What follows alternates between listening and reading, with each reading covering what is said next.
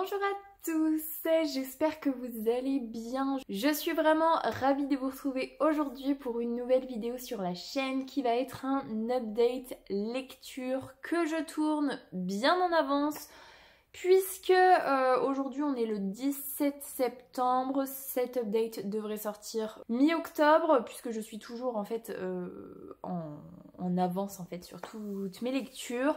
Je ne vous cache pas que cet update, ça fait déjà 15 jours que je le repousse. J'ai la flemme, clairement, je vous le dis, j'ai la flemme de le filmer. Mais il faut que je le fasse parce que au bout d'un moment, les lectures vont commencer à s'effacer un peu petit à petit.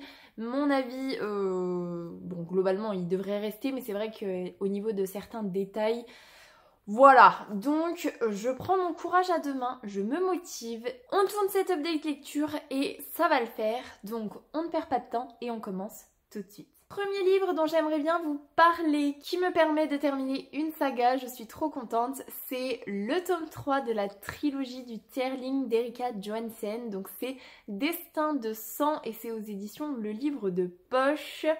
J'avais eu un immense coup de cœur pour le tome 1 il y a déjà un bon paquet d'années et j'avais lu le tome 2 l'année dernière je crois. J'avais été un peu moins emballée par le tome 2 et voilà, j'avais envie de terminer cette saga. J'avais envie de mettre un point final sur cette saga et je voulais absolument terminer une saga supplémentaire pour ma vidéo sur les sagas en cours. Donc voilà, c'est chose faite. Pour vous faire un rapide topo du tome 1, on va dire, on est dans un univers de fantasy où on va avoir Kelsea qui est une princesse qui a été mise de côté en fait depuis plusieurs années, qui est élevée par des parents adoptifs dans la forêt. Personne ne sait qu'elle est à cet endroit là et on l'élève dans le but de devenir reine de ce royaume. Et en fait, il se trouve qu'à un moment donné, voilà, ça va être le moment.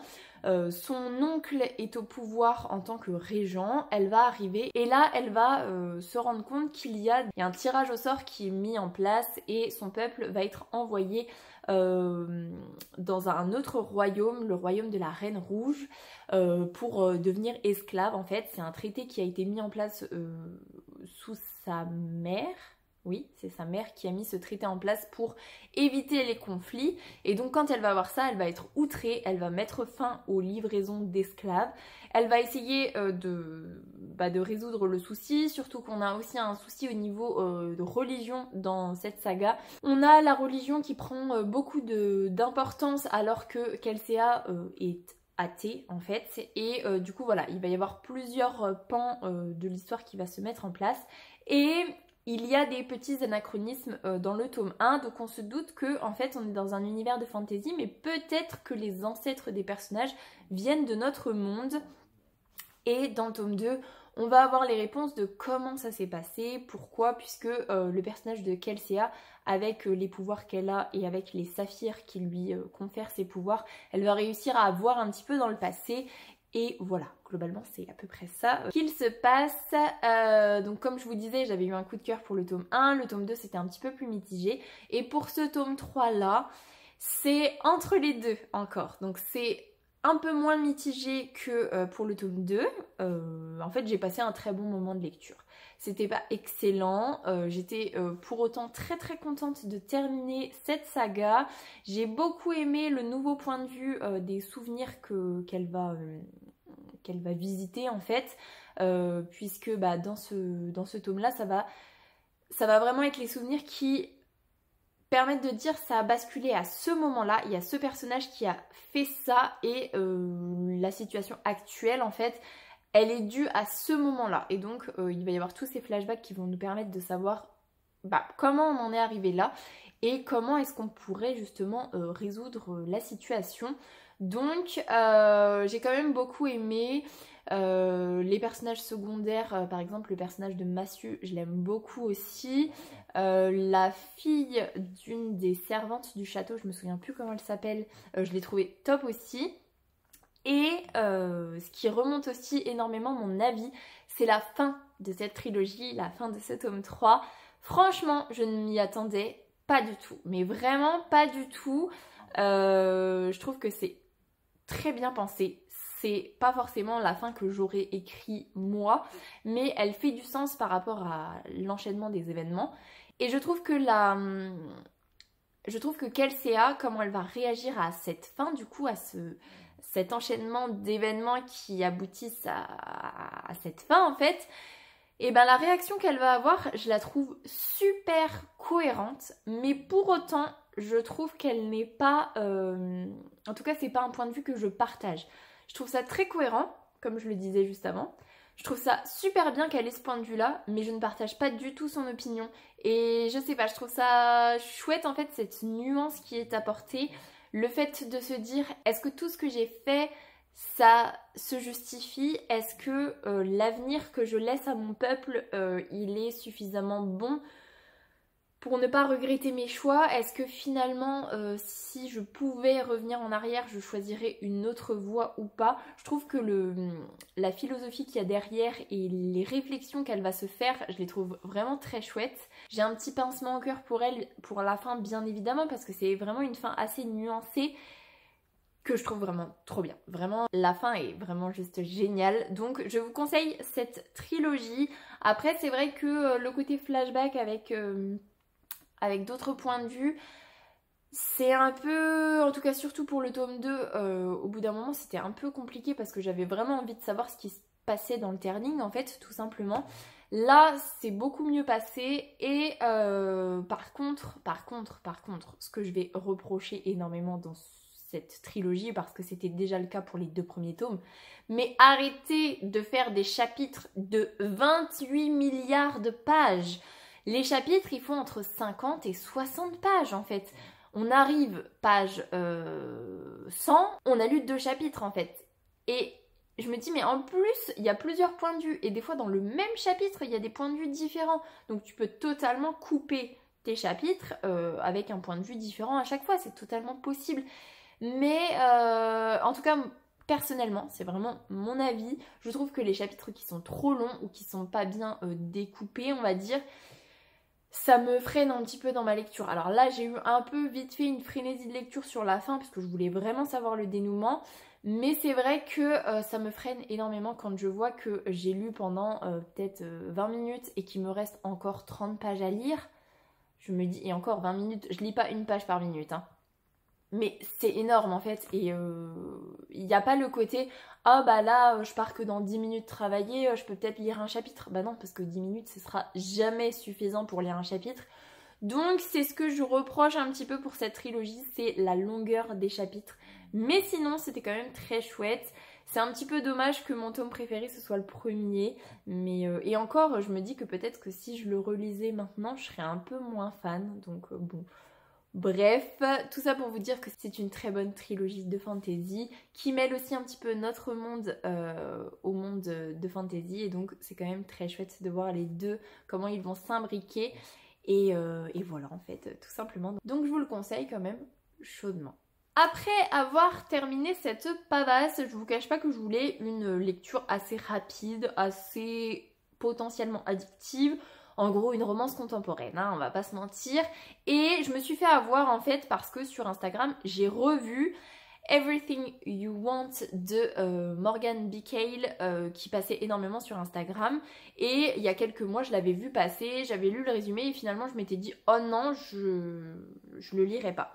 Et là, j'ai revu des trucs et tout et je me suis dit « Bon, allez, ça peut être une lecture assez rapide et on se lance ». Donc, j'ai lu Everything You Want de Morgan B. Cale du coup.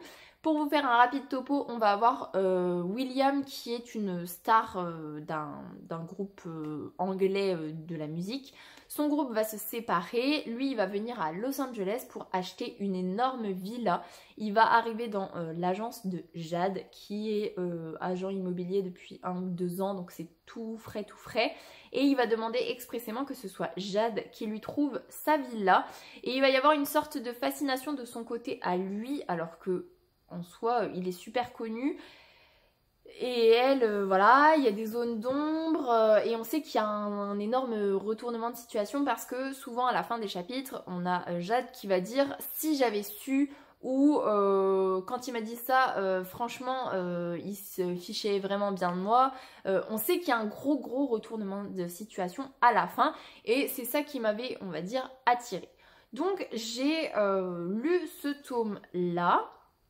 Ce n'est clairement pas un coup de cœur, c'est clairement pas l'histoire du siècle, vraiment pas. Surtout qu'on a le personnage de Elijah, je crois, je suis pas sûre qu'il s'appelle comme ça, le meilleur ami de Jade, qui est très cool et en même temps il est très décevant au fur et à mesure que l'histoire avance.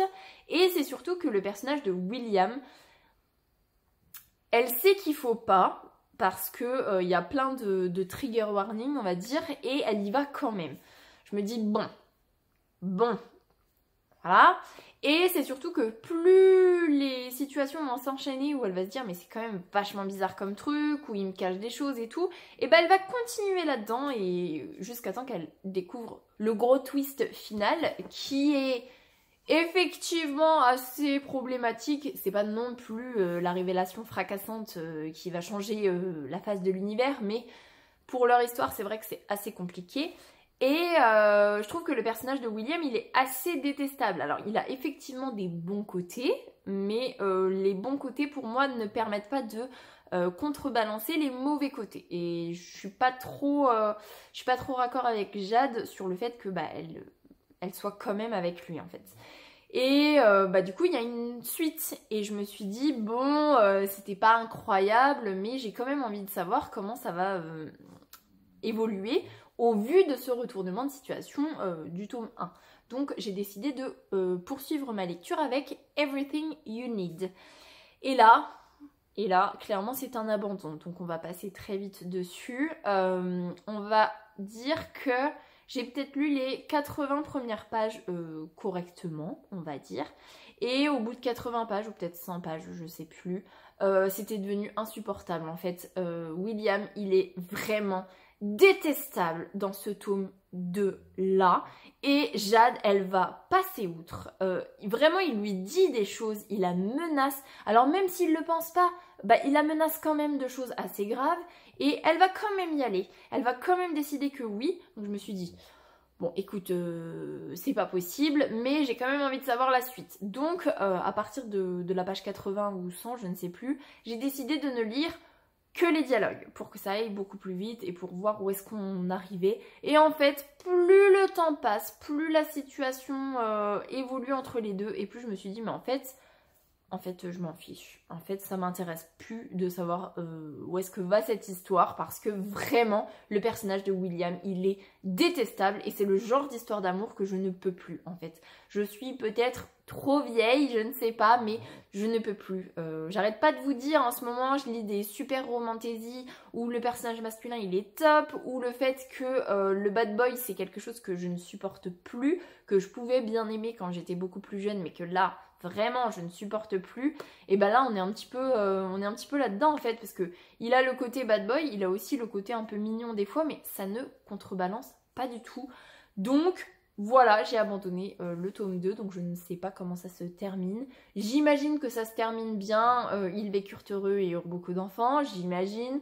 Clairement, je ne vous conseille pas cette duologie, parce que franchement, c'est détestable. En fait, la relation qu'ils ont, elle est détestable, et voilà, en tout cas pour moi, ça l'a pas du tout fait. Après, si vous aimez les bad boys, si vous aimez les relations qui sont vraiment problématiques, qui sont un petit peu néfastes, allez-y, hein, franchement, c'est fait pour vous. Mais moi, c'est plus de mon âge tout ça, donc voilà. Du coup, après cet échec cuisant sur cette duologie, je me suis dit bon, je vais retourner sur de la fantasy qui me fait très envie. En plus, le tome 2, il sort au mois de septembre, donc allez, on y va. Vraiment sur cette fin août, début septembre, j'ai pas été très inspirée sur mes lectures, mais bon, bref.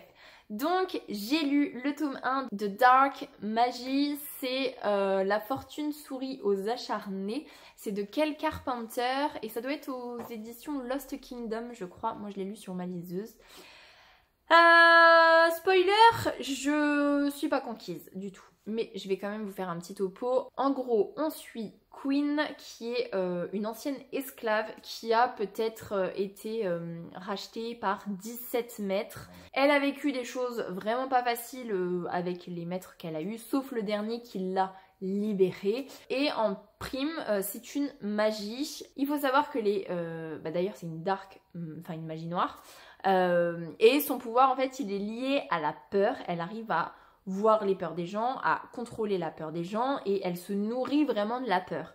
Sauf que en fait son pouvoir il est tellement grand qu'elle sait qu'à un moment donné, quand elle va prendre la pleine possession de ses pouvoirs, il y a de fortes chances qu'elle en meure quoi et qu'elle pète les plombs parce que souvent les magies deviennent fous. Et du coup voilà, elle essaye tant bien que mal de ne pas trop se faire remarquer, de vivre sa vie un petit peu plan-plan.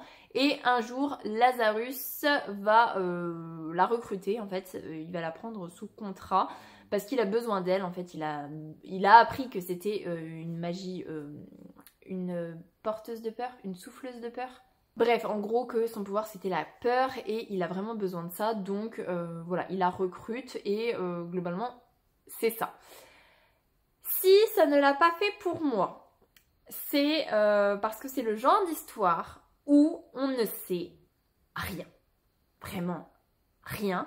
Queen, elle est recrutée par Lazarus. Elle va être ok avec ça. Mais elle ne sait pas où on va. Elle ne sait pas qui est Lazarus. Elle sait juste que c'est un magie, mais elle ne sait pas quel type de magie.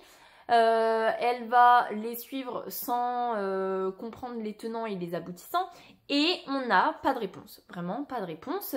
Lazarus, il ne partage rien avec elle. Mais vraiment rien avec elle. Et nous, en tant que lecteurs, on sait 2-3 informations, mais pas grand-chose au final. Et ce qui est très frustrant, c'est que l'histoire était tellement, mais tellement prometteuse. En fait, on pouvait faire tellement de choses. Et je suis extrêmement déçue par le fait que, on ne sait pas. On ne sait pas. Après, le point positif, c'est que le personnage de Queen est quand même très chouette. Le fait que ce soit une porteuse, souffleuse de peur, c'est très chouette aussi parce que son pouvoir, quand on le voit déployer, il est quand même très chouette. Et la dernière chose qui est cool, c'est qu'il n'y a aucune scène érotique. Il y a juste un cauchemar à un moment donné qui est un petit peu glauque, un petit peu trash. Il y a une scène plus ou moins de viol, on sait pas trop qui est concerné. Bref, ça passe très vite, mais sinon il n'y a pas de scène érotique plus, il y en a 0. Je crois qu'il y a peut-être une scène du baiser, mais qui doit faire 5 lignes en fait. Donc ça c'est agréable quand même. Mais franchement,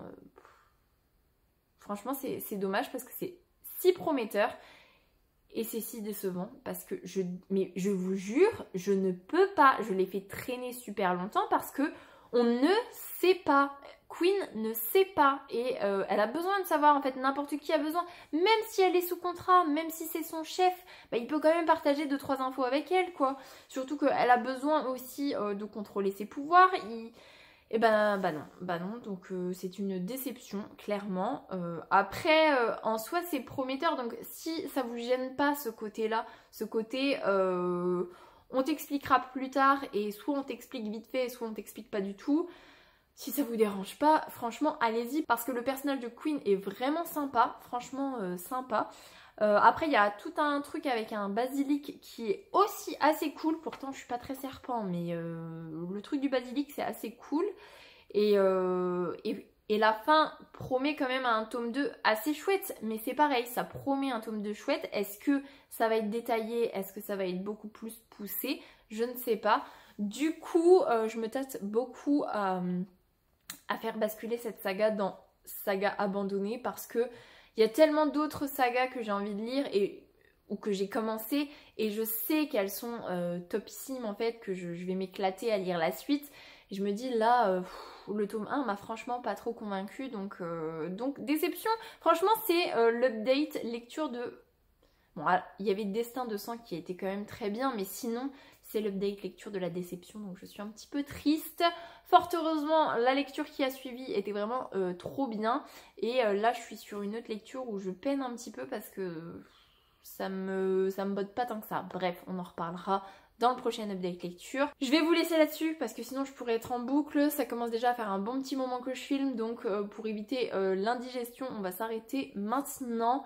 J'espère que ce vlog vous aura plu. Si c'est le cas, n'hésitez pas à mettre un petit pouce dans les airs, à vous abonner à la chaîne et à venir discuter avec moi en commentaire, ça me fera super plaisir. Pour les plus timides, un petit emoji tigre, ce sera très apprécié. En attendant, je vous souhaite une très belle semaine, de très belles lectures et je vous dis à la semaine prochaine. Salut!